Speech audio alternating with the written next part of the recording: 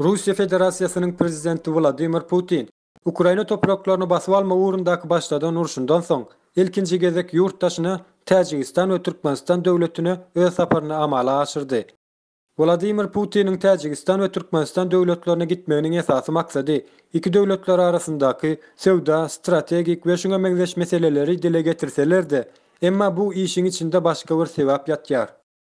Putin'in Ukraina topraklaryny basyp alma uğrundaky wagşyçylykly başladan uruşy sebäpli Günwatar döwletlerinden, Amerikanyň Birleşen Ştatlaryndan we başga da bir näçe döwletler tarapyndan Russiýa garşy giridilen sanksiýalar esasında öňkü post-sowet döwletleri bolan Özbegistan, Gazagystan, Kyrgyzstan we Ermenistan ýaly döwletler Rus döwleti bilen özara gatnaşyklaryny gowşatdylar we Russiýanyň Ukraina topraklaryna garşy başladan uruşyny goldamaýandyklaryny aýtdylar.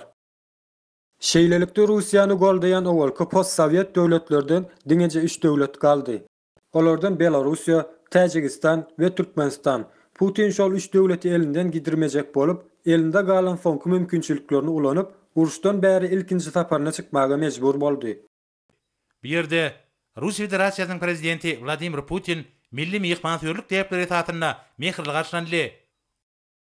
Hatta Putin uçaryndan düşen wagty hiç kimiň onu garşylamadygyny istedi. Munyň sebäbi bolsa Putiniň hiç kime inanmaýandygy bolup durýar.